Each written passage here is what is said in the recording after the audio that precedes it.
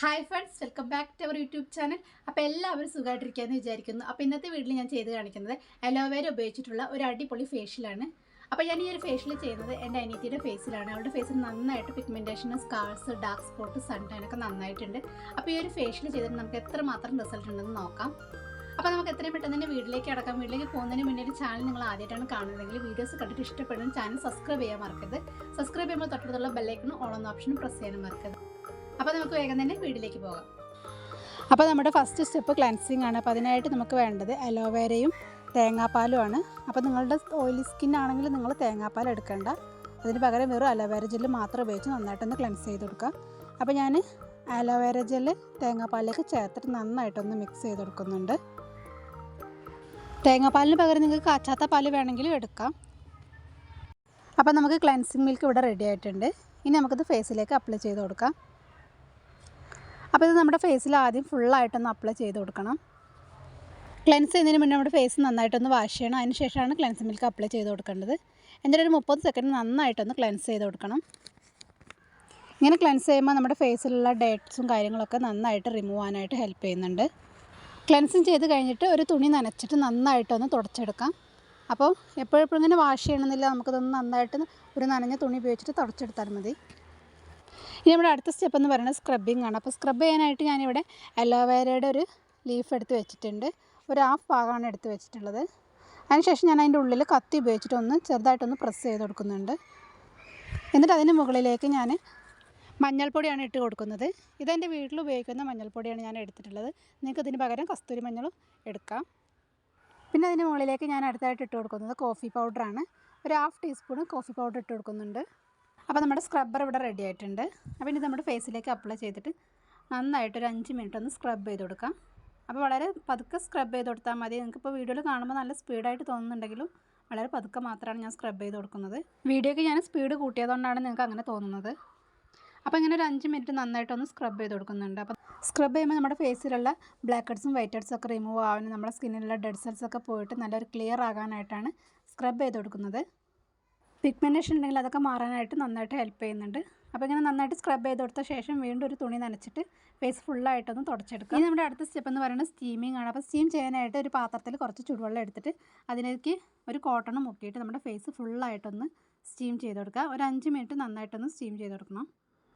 അപ്പോൾ ഇനി നമ്മുടെ അടുത്ത സ്റ്റെപ്പ് എന്ന് പറയുന്നത് മസാജിങ് ആണ്. അപ്പോൾ മസാജ് ചെയ്യാനായിട്ട് ഞാനിവിടെ അലോവേരയാണ് എടുത്ത് വെച്ചിട്ടുള്ളത്. അപ്പോൾ അതിലേക്ക് ഞാനൊരു ടീസ്പൂൺ തേൻ ചേർത്ത് കൊടുക്കുന്നുണ്ട്. പിന്നെ ഞാൻ അതിലേക്ക് ഒരു ടീസ്പൂൺ വെളിച്ചെണ്ണയാണ് ചേർത്ത് കൊടുക്കുന്നത്. ഇത് നന്നായിട്ടൊന്ന് മിക്സ് ചെയ്ത് കൊടുക്കണം. നിങ്ങളുടേത് ഓയിലി സ്കിൻ ആണെങ്കിൽ നിങ്ങൾക്ക് തേനും വെളിച്ചെണ്ണയും സ്കിപ്പ് ചെയ്യാം. എന്നിട്ട് നന്നായിട്ടൊന്ന് മിക്സ് ചെയ്ത് കൊടുക്കാം.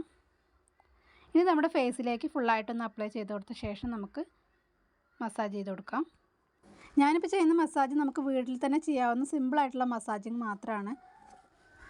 അപ്പോൾ ഇങ്ങനെ മസാജ് ചെയ്യുന്നത് നമ്മുടെ ഫേസിലെ സാഗിങ്, ഫൈൻ ലൈൻസ്, അതുപോലെ തന്നെ കണ്ണിന് ചുറ്റുള്ള ചുളിവുകളൊക്കെ മാറാനായിട്ട് നന്നായിട്ട് ഹെൽപ്പ് ചെയ്യുന്നുണ്ട്.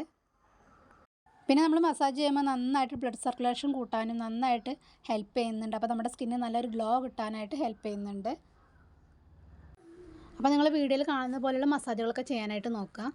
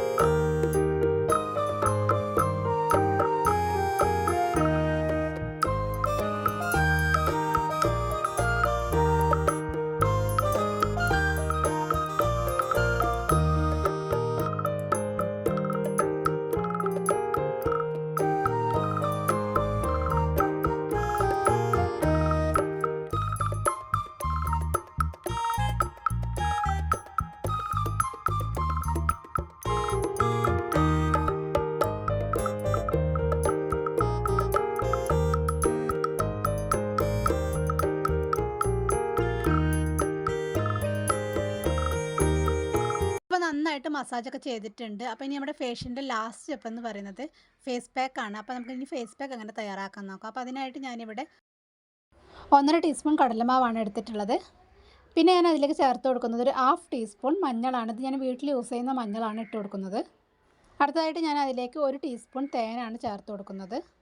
പിന്നെ നമുക്ക് മിക്സ് ചെയ്യാൻ ആവശ്യമായിട്ടുള്ള അലോവേര ചേർത്തിട്ട് നന്നായിട്ടൊന്ന് മിക്സ് ചെയ്ത് കൊടുക്കാം.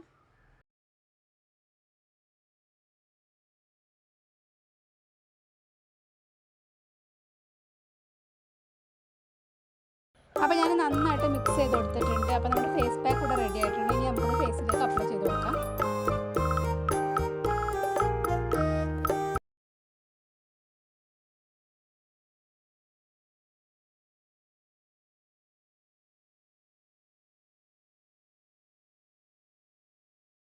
അപ്പോൾ ഞാനിപ്പോൾ ഈ ഫേസ് പാക്ക് ഇട്ട് കൊടുക്കുന്ന സമയത്ത് എൻ്റെ മോനിങ്ങനെ വന്ന് നോക്കുന്നുണ്ടായിരുന്നു. അവന് വിചാരിക്കുന്നുണ്ടാവും ഇപ്പോൾ ഞങ്ങൾ എന്താണ് ചെയ്യുന്നതെന്ന് വെച്ചിട്ടാണ് അവനിങ്ങനെ നോക്കിക്കൊണ്ട് നിൽക്കുന്നത്.